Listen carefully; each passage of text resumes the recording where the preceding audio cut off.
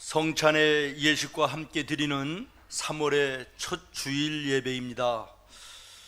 따뜻한 봄바람이 추위를 밀어내고 모든 만물을 약동하게 하는 것처럼 오늘 우리가 드리는 이 예배가 우리 모두의 영육을 깨어 일어나게 하는 영적인 봄바람이 되기를 예수님의 이름으로 기도합니다. 예수님의 보석과 같은 교훈하심, 산상수훈의 팔복을 오늘 말씀의 본문으로 정하고 그 말씀의 제목을 우리는 복이 있는 사람입니다 라고 이렇게 정하고 놨더니 나도 모르게 내 입에서 튀어나오는 복음성가 하나가 나왔습니다. 여러분들도 아마 아시는 걸 거예요. 나는 행복합니다. 나는 행복합니다. 이게 한두 번도 아니에요. 4번인가. 그러고 끝에 정말 행복합니다. 근데 거기까지밖에는 가사를 모르겠더라고요. 그래서 그 가사가 도대체 얼마나 행복하면 뭐 때문에 그렇게 행복한가, 그리고 인터넷에 그 가사를 찾아봤어요. 그랬더니 그게 복음성가가 아니더라고. 옛날에 그 윤항기라는 분이 불렀던 대중가요인데요. 그래서 도대체 뭐가 이렇게 행복한가, 그리고 제가 살펴봤더니 좋아하는 그 사람을 만나는 날이기에 행복하고, 움츠렸던 어깨를 펴고 봄을 맞을 수 있기 때문에 행복하고, 또 햇빛이 쏟아지는 것처럼 젊음이 있어서 행복하다 그래요. 그렇죠. 세상 사람들의 행복은 기준이 그런 것이죠. 그러나 여러분, 그 행복이라는 것은 영원하지 않습니다. 환경이 바뀌면 바뀌는 거예요. 불안정한 것이죠. 완전한 것이 아닌 거예요. 그러나 예수 안에서 하나님이 주시는 복은 완전합니다. 영원합니다. 예수 믿는 우리 성도들은 이 복을 이 땅 위에서도 맛보며 살기 때문에, 그리고 또 이 세상을 떠나면 그 완전한 복의 세계로 영원히 살기 때문에 우리는 복된 것입니다. 저는 새벽마다 알람에 의해서 이제 일어나는데요, 새벽을 예배를 준비하기 위해서 제일 먼저 서는 곳이 거울 앞이에요. 세수를 하기 위해서. 그러면 그 자다 일어난 내 몰골이 아름답지는 못해요. 그러나 저는 내 모습을 쳐다보면서 이렇게 얘기합니다. 너는 복이 있는 자다. 하나님이 세워주신 주의 종이다. 오늘도 하나님이 너와 함께한다. 그러면 정신이 번쩍 나고요, 하루를 살 수 있는 힘과 용기가 생기는 것을 느껴요. 모쪼록 우리 성도들도 하루를 시작하면서 이런 자부심과 이런 자신감으로 하루를 출발했으면 참 좋겠습니다. 그렇게 살 수 있기를 바라요. 어떤 심리학자가 실제적으로 그 실험을 해봤다는데요, 사진 한 장은 슬퍼서 눈물을 흘리는 사람의 얼굴, 또 한쪽에는 즐겁고 기뻐서 웃는 사람의 이 얼굴을 두 개 놓고 커튼을 가린 다음에 사람을 불러 세우고 순간에 커튼을 걷으면 슬퍼하고 오늘 생활이 힘들고 고통스러운 사람은요, 우는 사진이 먼저 눈에 들어온다는 거예요. 그런데 즐겁고 마음에 자신감이 있는 사람의 눈에는 웃는 사람의 얼굴이 먼저 들어온다는 것이에요. 결론이 무엇이냐? 사람이라고 하는 것은 마음으로 가지고 있는 것에 의해서 보는 것도 달라진다, 이런 얘기지요. 그러므로 여러분의 마음속에 예수님이 나와 함께 하시고 하나님이 오늘도 나와 함께 하시고 이 자부심을 가지고 세상을 바라보면 세상이 아름다운 거예요. 복된 거예요. 이런 측면에서 여러분은 하루를 어떤 모습으로 시작하십니까? 나는 마음으로 복 있는 사람이다, 이렇게 시작하는 사람은 그야말로 복 있는 삶을 사는 것이고요, 내 인생이 왜 이 모양 이 꼴이냐, 그러면 이 모양 이 꼴로 사는 거예요. 이런 측면에서 우리 새벽 예배를 마치고 세상을 향하여 첫 발을 내어디기 전에 외치는 구호가 굉장히 능력 있고 축복이라고 저는 믿습니다. 오늘도 나는 승리한다.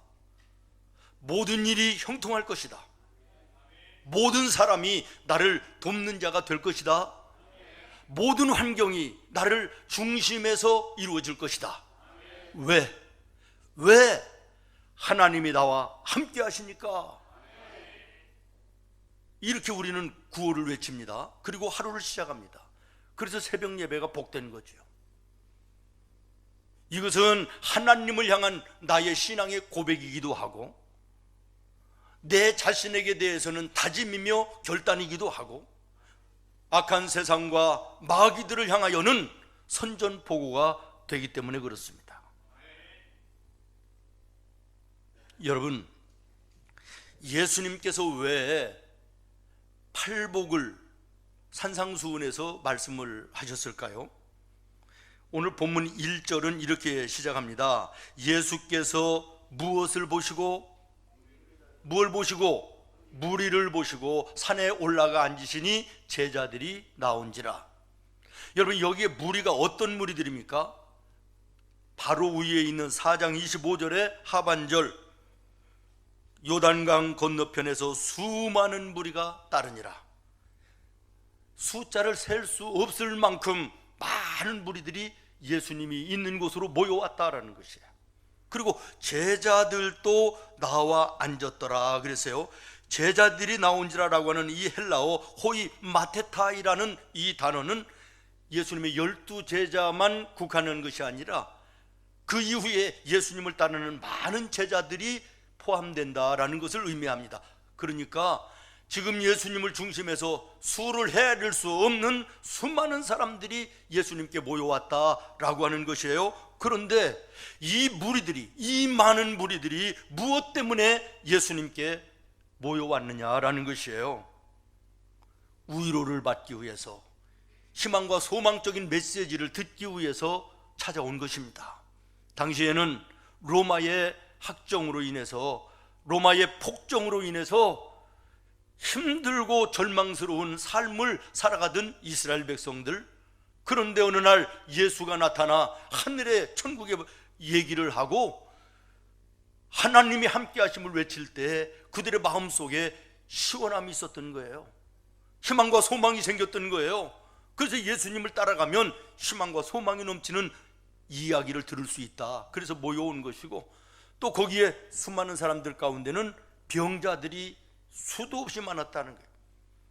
예수님은 이 땅에 오셔서 사역을 하실 때 복음을 증거하는 일의 절반 정도를 병든 육신의 환자들을 고치신 사역들입니다. 소문에 38년 된 도저히 불치의 병도 예수님이 고치셨다더라. 12년을 고통하던 여인의 질병을 예수님의 옷자락만 만져도 고침받는 놀라운 기적이 나타났더라. 심지어는 날 때부터 소경되고 안진뱅이 된 자들이 눈을 뜨고 일어나고, 심지어는 죽은 자도 살아나는 놀라운 역사가 일어난다더라. 소문과 소문이 퍼지니까 전역에 있던 수많은 병자들이 예수님께 병 고치기 위해서 모여왔다네. 로마의 폭정으로 인해서 배가 고라 배고픔에 지쳐있던 백성들 가운데는 오병이어의 기적을 보이시는 예수님을 보면서, 야, 다른 건 몰라도 저 사람을 따라다니기만 하면 배고픈 문제는 해결되지 않겠느냐. 그래서 굶주림을 해결하기 위해서 예수님을 따라왔다라고 하는 것입니다. 다시 말하면 앞서에서 이 유행가 가사에서 말씀을 드린 것처럼 유한하고 변하고 온전하지 못한 이것을 쫓아서 이것을 얻기 위해서 무리들이 예수님을 향하여 나왔다라고 하는 것이죠. 이 모습을 예수님이 바라보시면서 진정한 복이 무엇인가, 진정한 복 있는 사람이 어떤 사람인가를 그들에게 알려주고 깨우쳐주고 교훈하고 싶은 그런 마음에서 이 산상수훈을 시작했다는 사실을 기억하시기를 바라요. 그리고 한 가지 더, 오늘 본문에 나오는 허다한 무리들이나 제자들이 오늘 예배하는 나와 여러분임을 기억하시면서 이 말씀을 듣는 은혜가 있기를 바랍니다. 그러면 왜 우리는 복 있는 사람들인가? 첫 번째 3절 말씀입니다. 3절 시작.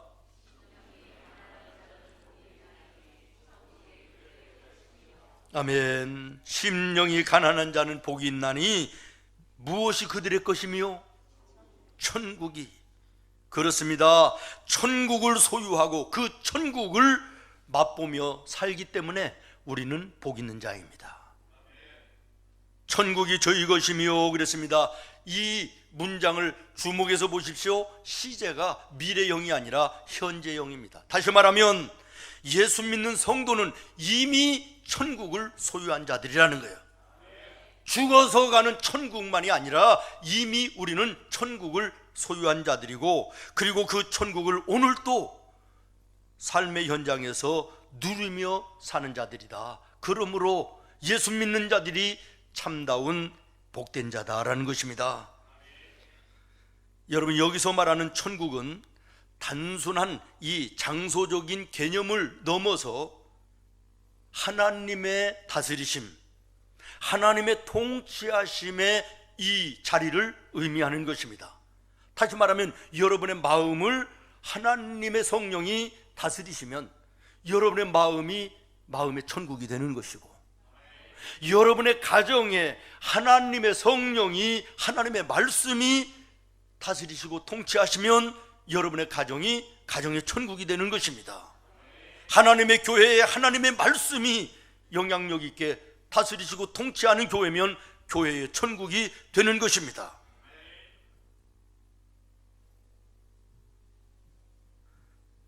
내 영혼이 은총 입어 중한 죄짐 벗고 보니 슬픔 많은 이 세상도 천국으로 변하도다. 높은 산이 거친 들이 초막이나 궁궐이나 내 주 예수 모신 곳이 그 어디나. 믿으십니까? 초막이든 궁궐이든 환경이 좋든 나쁘든 예수님이 함께 하시는 그곳은 천국이라. 이게 구원받은 성도의 신앙의 고백이며 하나님을 향한 찬송이 되는 것입니다. 그러면 우리가 이 천국을 누릴 수 있는 이유가 어디 있느냐? 이 땅 위에서도 우리가 천국을 맛보며 살 수 있는 이유가 어디 있느냐? 간단합니다. 나와 여러분은 예수님을 나의 구주로 영접했습니다. 그렇기 때문에 예수님을 나의 구주로 영접한 사람들은 삶 속에서 어떻게 살아가느냐? 심령이 가난한 사람으로 사는 것입니다. 심령이 가난한 자는 복이 있다. 그들이 천국을 소유한 자들이다. 오늘 성경이 말하고 있지 않습니까? 그러면 심령이 가난하다라고 하는 것은 어떤 의미입니까? 하나님, 나는 약합니다. 그래서 하나님이 필요합니다. 하나님, 나에게 약함을 강함으로 채워주시옵소서. 하나님, 나는 부족합니다. 그렇기 때문에 하나님이 필요합니다. 하나님, 나의 부족한 것을 채워주시옵소서. 하나님, 나는 죄인입니다. 나의 부족함, 나의 죄됨을 주여 기억하시고 나와 함께 해주시옵소서. 이것이 바로 심령이 가난한 자의 모습인 것입니다. 예수님께서 한 번은 성전에 올라가셨습니다. 그랬더니 두 사람이 기도를 하고 있습니다. 한 사람은 바리새인인데 얼마나 유창하게 기도를 하는지, 모든 사람들이 다 들릴 정도로 하나님, 나는 도적질하지도 않았습니다. 살인하지도 않았습니다. 하나님의 그 10의 1조를 떼먹지도 않았습니다. 나는 저 세리처럼 저렇게 지질이 못 살지도 않습니다. 감사합니다. 이루고 기도하는 거예요. 이것은 심령이 부유한 자의 모습입니다. 그런데 세리는 성전 바닥에 무릎을 꿇고 머리를 들지 못하고, 하나님이여, 나는 하나님 앞에 죄인입니다. 나는 연약합니다. 하나님이 아니면 안 됩니다. 하나님 도와주셔야 됩니다. 이것이 바로 심령이 가난한 자의 모습인 것이에요. 예수님께서 누구의 기도를 인정하시고 누구를 축복하셨는지 여러분 잘 아시지 않습니까? 주 없이 살 수 없네, 나 혼자 못 서리. 주님, 나 혼자는 이 세상 길 제대로 서서 걸어갈 수가 없습니다. 하나님이 나를 붙들어 일으켜 세워주시고 나의 걸음을 인도하여 주셔야 됩니다. 이것이 심령이 가난한 자의 모습이다라는 것입니다. 오늘 이 모습이 나와 여러분의 모습이 되어야 되고, 이 자들에게는 하나님이 천국을 약속하시고 이 땅 위에 살아가는 동안에도 천국을 누리면서 사는 복 있는 자의 삶을 허락해 주시는 줄로 믿습니다. 또 하나, 왜 우리가 복된 사람이냐? 4절 함께 읽겠습니다. 4절 시작. 애통하는 자는 복이 있나니. 아멘. 하나님의 위로하심이 있기 때문에 복 있는 사람이에요. 뭐가 있기 때문에? 누구의 위로하심이? 하나님의 위로하심. 물론 세상의 위로함도 있습니다. 사람들이 나를 위로하는 것도 있습니다. 그러나 좋은 것이지만 그 위로는 앞에서 얘기한 유행과 가사처럼 영원하지 않습니다. 완전하지 않습니다. 상황과 환경이 변하면 바뀌어지는 것입니다. 때로 우리가 답답한 일을 만나고 슬픈 일을 만나고 애통할 일을 만나서 내 마음을 열어놓고 얘기할 수 있는 친한 친구라고, 이웃이라고, 믿음의 동료라고 얘기해놨다가 오히려 나중에 변해가지고 그것이 약점이 돼서 내 생활을, 내 아픈 것을 알고 있어서 오히려 배나 힘들고 고통스러운 일들 경험하신 분들도 계실 겁니다. 물론 세상과 사람들의 위로도 필요하고 좋은 것이지만 영원하지 않다, 온전하지 않다. 진정한 위로는 위로부터 내리는 위로가 되어야 돼요. 하나님으로부터는 오는 위로가 진정한 위로가 되는 줄로 믿으시기를 바랍니다. 우리가 힘든 일을 만났을 때 때로는 내가 좋아하는 가수 노래를 들으면서 위로를 받을 때도 있어요. 복음성가 가수들도 있고 일반 가수들도 있고 또 유명한 연예인들, 배우나 탤런트들의 연기를 보면서 위로를 받을 때도 있잖아요. 그런데 어느 날 보면 마약을 했다, 스스로 목숨을 끊어 자살을 했다, 이런 소식을 들으면 여러분 얼마나 많은 배신감을 갖게 됩니까? 세상과 사람의 위로는 영원하지 않다는 거예요. 아주 유명한 일화가 있습니다. 어떤 중년 넘어선 신사가 정신과 의사를 찾아와서 상담을 하는 거예요. 약을 먹지 않으면 1시간도 잠을 못 잡니다. 마음이 언제든지 불안하고 금방 뭐가 일이 터질 것 같고 죽을 것 같고 너무 힘듭니다. 의사가 얘기합니다. 이런 일은 약으로 되는 것이 아닌데 될 수 있으면 좀 마음을 진정하시고 좋은 쪽으로 좀 생각하시고 좋은 것들 좀 보시고 재미있는 것들도 좀 생각하시고 그렇게 사십시오. 마침 우리 동네에 세계에서 제일 가는 시극배우 찰리 채플린이 왔는데 공연이 아주 유명합니다. 한번 가서 보시지요. 그랬더니 선생님, 제가 채플린입니다, 이렇게 얘기를 하더라는 거예요. 여러분, 사람으로부터, 세상으로부터 오는 것은 영원한 위로가 아닙니다.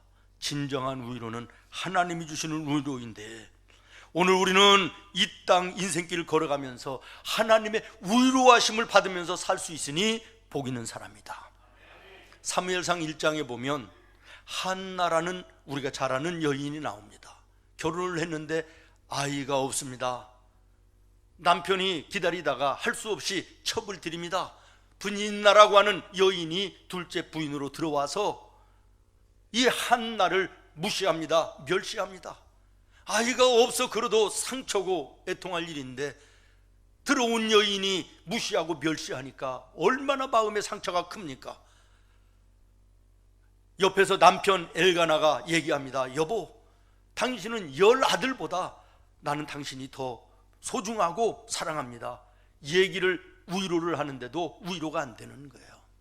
주변에 이웃들이 위로를 하는데 위로가 안 돼요. 하나님의 성전에 올라가 애통하며 기도했더니 하나님께서 주의 종을 통하여 위로하여 주셨습니다. 그리고 아들을 낳습니다. 그분이 우리가 잘 아는 기도의 사람 사무엘입니다. 이사야서 38장에 보면 히스기야가 나옵니다. 이 사람은 육신의 질병으로 인하여 고통당하는 사람입니다. 애통하는 사람입니다. 왕입니다. 권세자입니다. 왕이니 뭐 돈, 물질, 재산 말할 것도 없지요. 부족한 거 없습니다. 부러울 것이 없는 사람이지만 세상의 방법으로는 고칠 수 없는 병에 걸린 거예요. 죽는 것이에요. 그러니 주변에서 신하들이, 이웃들이 얼마나 많이 왕을 위로했겠습니까? 그런데 위로가 되지 않습니다.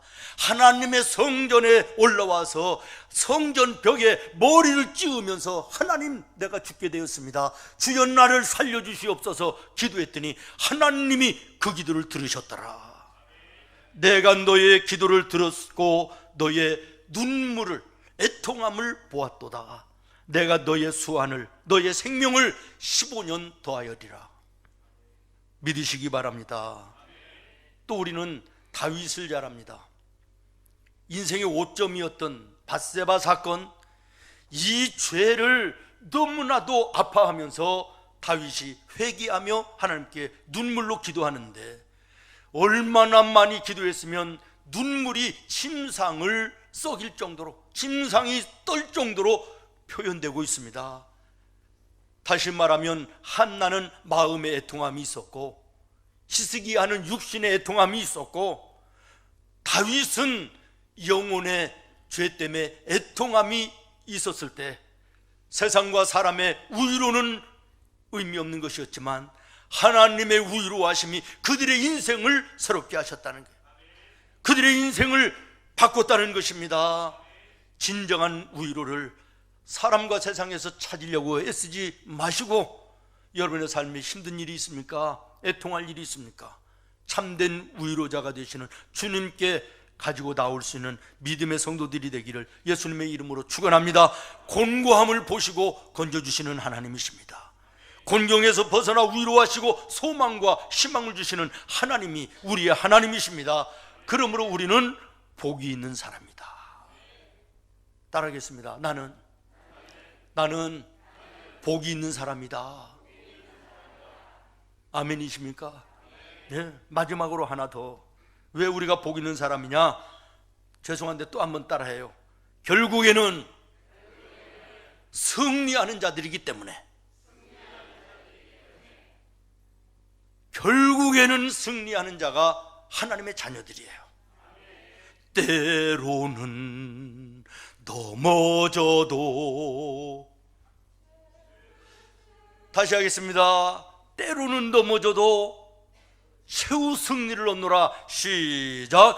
때로는 넘어져도.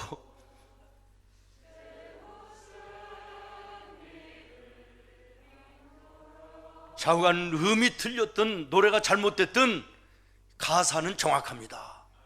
우리가 인생길 걸어가다 보면 때로는 넘어질 수 있다는 거예요. 그러나 우리 하나님은 당신의 자녀들이 넘어진 그 자리에 그대로 두지 아니하시고 결국에는 일으켜 세우시고 함께 하시는 동행 속에 시온의 대로를 걷어 하나님 나라 천국에 결국에는 승리케 하시는 하나님이시다. 그러니 우리가 복 있는 사람이다 라는 것이죠. 오늘 5절 말씀 다시 읽겠습니다. 시작. 온유한 자는 복이 있나니 그들이 땅을 기업으로 받을 것이며, 땅을 기업으로 받을 것이며.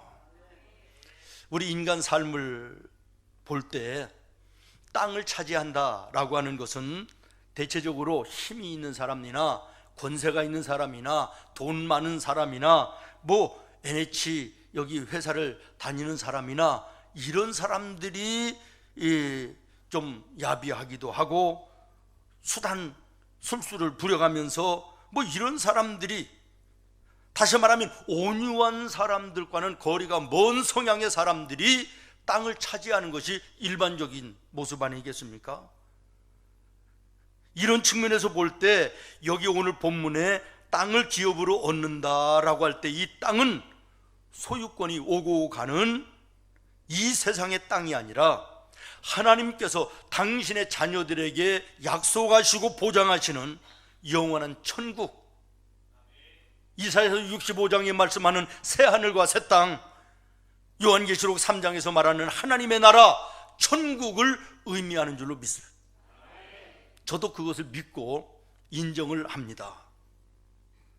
그런데 세계적인 최고의 주석자인 윌리엄 바클레이는 이 예수님의 팔복을 주석하면서 여기에 8가지의 복은 미래적인 비중보다는 현실적인 현재의 의미가 더 크다라고 말했습니다. 다시 말하면 이 땅의 문제도 우리가 죽어서 가는 하나님 나라 천국의 그 땅도 물론 포함되지만 현실적으로 세상 사는 동안에도 온유하게 사는 사람들에게는 하나님께서 땅을 기업으로 주시는 축복이 있다라는 것이에요. 다시 말하면 여러분이 예수 안에서 온유한 마음으로 믿음으로 살면 하나님께서 이 땅에 사는 동안에도 점점 땅이 넓어지는 은혜를 주신다는 거예요. 사실 여러분 사시고 있는 집도 땅 아닙니까? 여러분의 땅. 그리고요, 이 땅을 기업으로 받는다라고 하는 것을 묵상을 하다가 보니까 세상 사람들과 우리 믿음의 성도들의 차이가 크다는 것을 깨달았어요. 우리 믿음의 성도들은 하나님이 지으신 이 아름다운 땅을 보면요, 이야 아름답다, 하나님이 어떻게 이렇게 아름답게 창조하셨을까, 쳐다보기만 해도 감사하고 하나님 찬송이 나오잖아요. 참 아름다워라, 하나님을 찬송하는 거예요, 창조주 하나님을. 그런데 하나님이 없는 사람들은 좋은 땅을 보면요, 야 이거 한 평에 얼마씩이 나올까, 여기다 집 하나 지으면 참 좋겠다, 다른 거예요.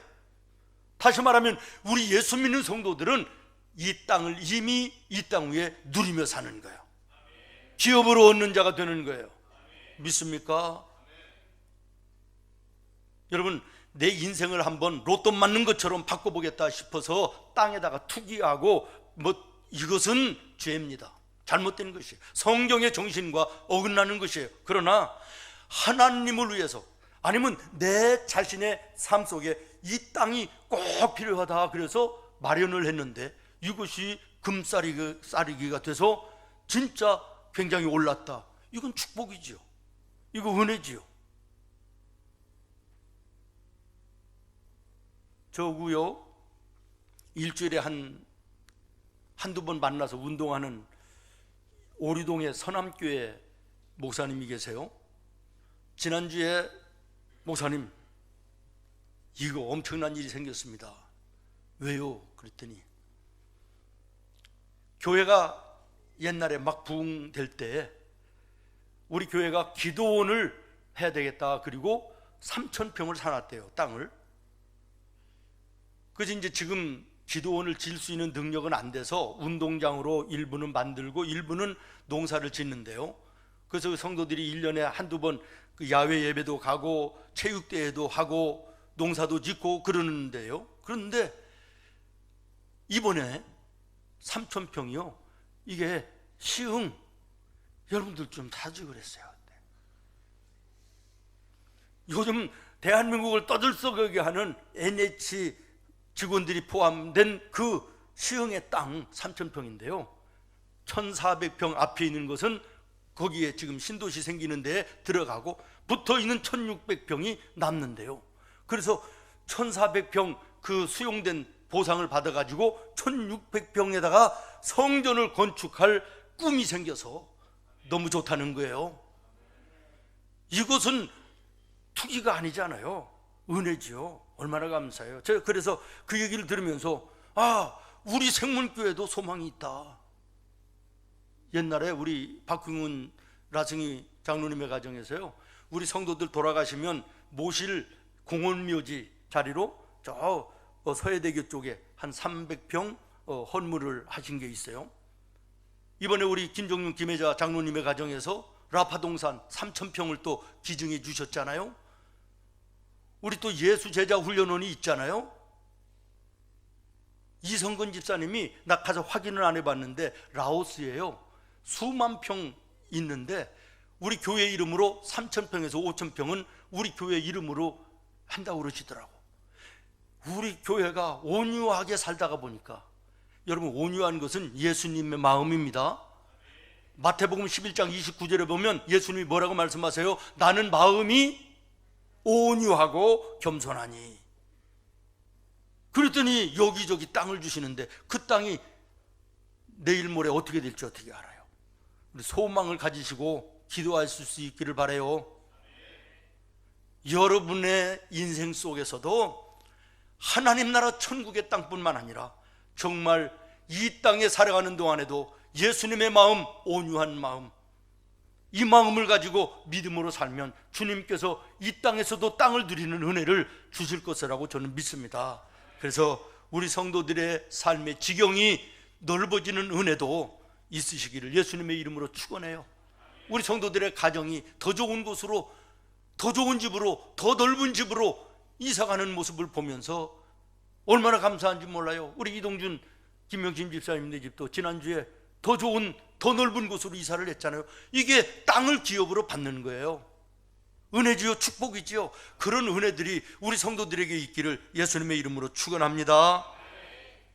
말씀을 마치려고 그래요. 사랑하는 성도 여러분, 오늘 우리가 이 세상에 살면서 정말 복 있는 사람이라고 하는 이 믿음의 자부심을 가지고 사는 것과, 나는 예수를 믿기는 하는데 왜 날마다 이렇게 이 모양 이 꼴이냐 라고 하는 사람과는 다릅니다. 완전히 다릅니다. 믿음의 자부심을 가지고 나아가는 사람들에게 하나님 놀라운 은혜와 복으로 함께 하실 줄로 믿습니다. 천국을 이 땅 위에서도 누리는 삶을 주시는 것이고, 하나님의 위로하심이 있는 것이고, 결국에는 승리하고 하나님 나라 천국과 이 땅 위에 지경이 넓어지는 은혜도 아울러 허락하시는 줄로 믿습니다. 이 은혜를 다시 한번 성찬을 통하여 깨닫는 귀한 시간이 되기를 예수님의 이름으로 축원합니다. 기도하겠습니다. 주님,